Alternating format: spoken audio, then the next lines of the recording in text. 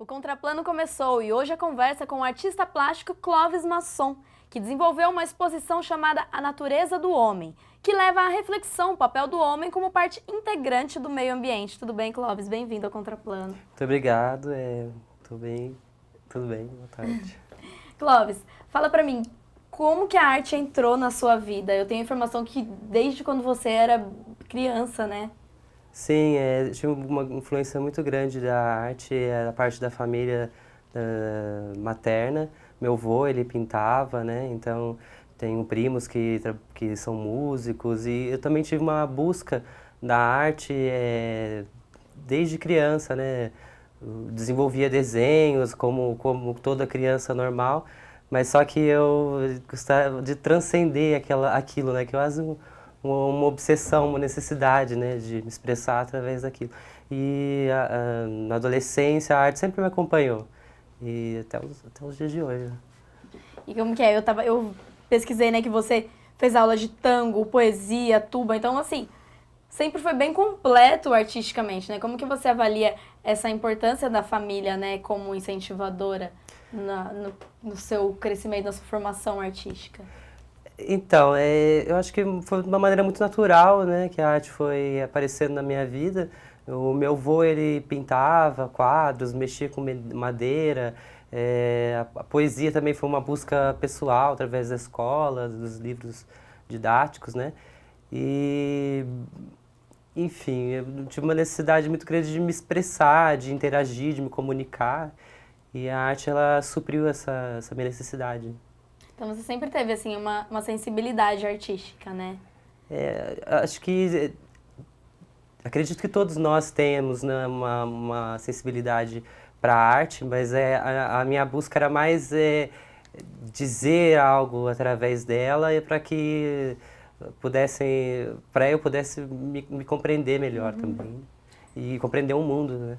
E você acha que pra você, assim, né, pessoas que têm essa sensibilidade artística de querer exteriorizar isso, né, o que tá passando, tem essa sensibilidade, enxerga o mundo com uma perspectiva diferente, assim, de tudo te inspira, você, sei lá, tá conversando com alguém e já fala, nossa, eu poderia, tipo, consegue observar aquilo por um lado mais artístico, por você já ter tido essa formação e ser artista? Existem alguns momentos, né, na Grécia chama catarse, né, que quando as fichas se encaixam, né, as peças se encaixam e você tem uma mensagem maior, uma verdade sobre alguma coisa. Mas eu acho que isso não é intencional. Às vezes eu vou assimilando coisas da minha volta que me afetam e para aquilo ser transformado no meu trabalho, eu às vezes vou descobrir depois que aquilo que já foi feito, entendeu? Não é uma coisa assim intencional. E quando que você começou a trabalhar com isso profissionalmente? Existe uma grande dificuldade de medir isso, porque quando eu era adolescente, tinha meus 14 anos, eu desenvolvi uma pintura assim, uma qualidade boa, né? E aí eu aceitava algumas encomendas, né, de retratos, de trabalhos que eu fiz para algumas pessoas. Pode-se dizer que aí talvez seja um início de uma carreira De uma profissional. carreira profissional. Foi isso que fez você seguir por essa área, assim, você foi vendo que você já tinha habilidade, as Aham. pessoas já estavam gostando, e você falou, é isso que eu vou seguir pra minha vida. Eu nunca tive dúvida em relação a isso, que a arte ela ia ser um caminho. Né? E como que é o seu processo criativo, assim? Cada série sua, você dura mais ou menos em quanto tempo, assim, pra você realizar? Meus trabalhos variam muito, né? Algumas pessoas dizem de inspiração, mas eu acho que você tem que ter uma disponibilidade para poder fazer um trabalho de arte, né? Você precisa meio que se desocupar do mundo e mergulhar no barato da produção e aí a arte vai funcionando, mas não existe um tempo assim cronológico, né? Aí vou dar um exemplo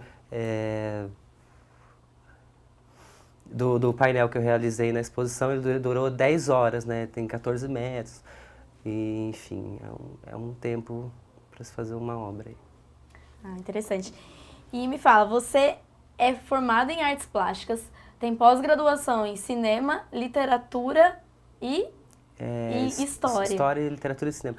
Na verdade, foi um curso que eu fiz na mesma faculdade que eu me formei, que ele abrangia essas três linguagens, né? Então, porque eu sempre me interessei muito pelas outras linguagens da arte, como você mesmo disse, o tango, a dança, né? A música. Eu sou um artista aqui do Jacareí, então eu conheço o maestro Mauro. A orquestra foi o meu daqui. Então participei também, como muitos adolescentes, era um projeto da época, né? Há 10 anos atrás, eu vou falar de tempo, né? Mas algum tempo atrás.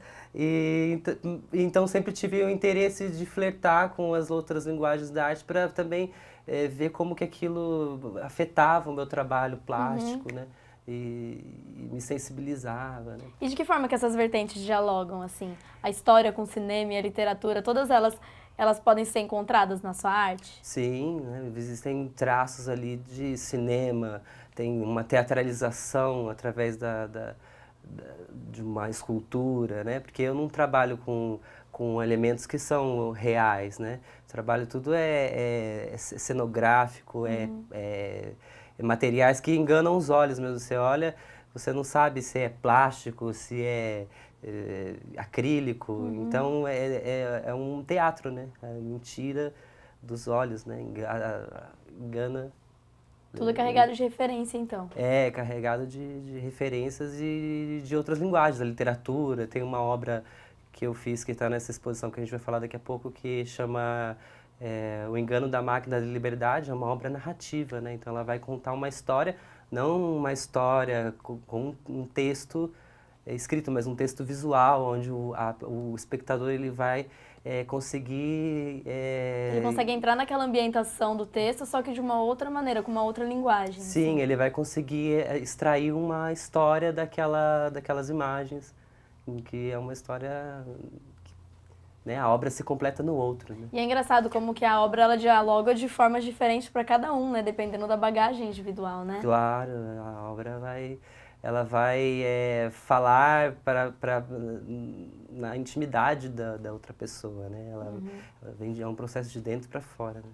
E você acha que a arte tem, então, esse poder, assim, as cores, elas têm esse poder de dialogar com as pessoas e de trabalhar com as emoções das pessoas? Sim, as cores emocionam, né? As cores comunicam, elas emocionam, elas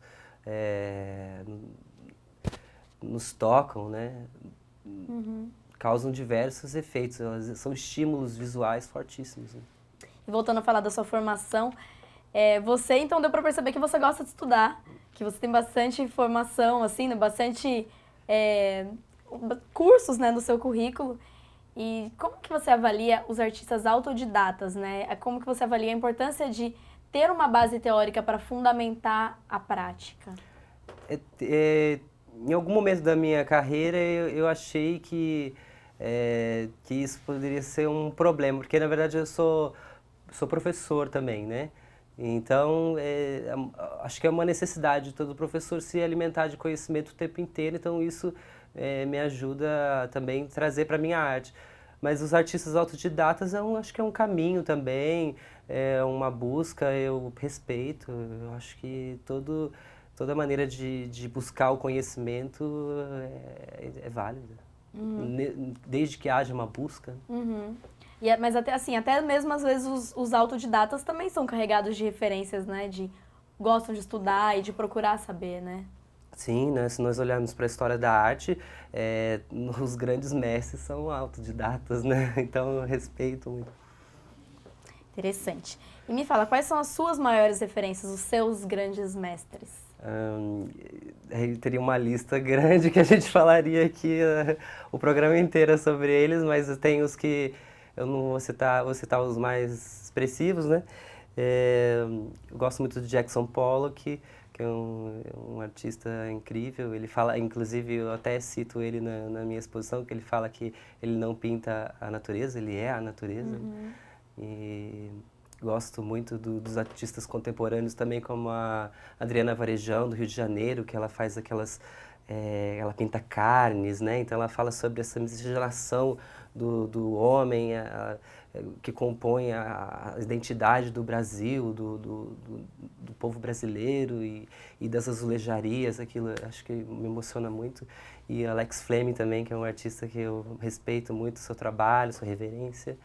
Enfim, eu gosto muito de Volpe, que é um artista daqui também da região, e dos de Jacareí também, né, que são amigos, alguns que já faleceram, outros que estão em atividade, né, Magela, José Carlos Cruz, que é um artista muito conhecido aqui na região, enfim, algumas aí.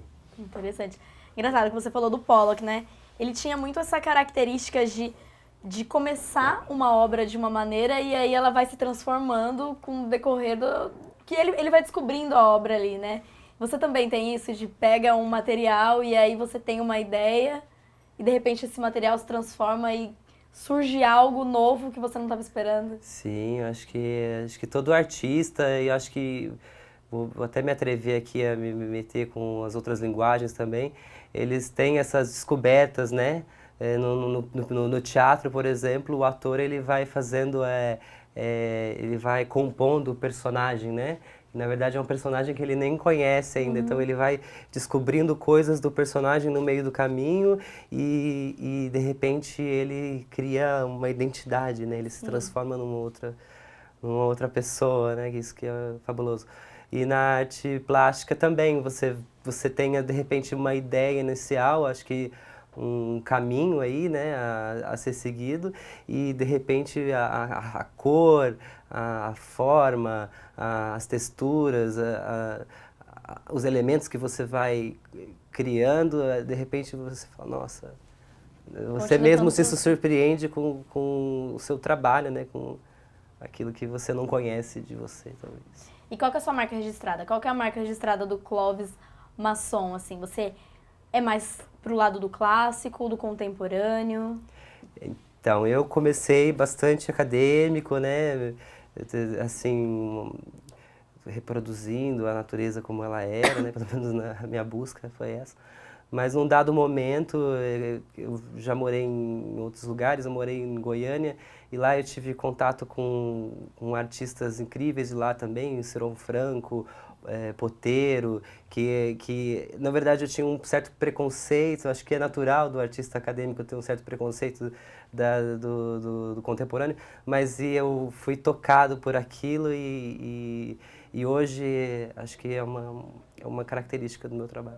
E aí, mais para contextualizar o público mesmo, né?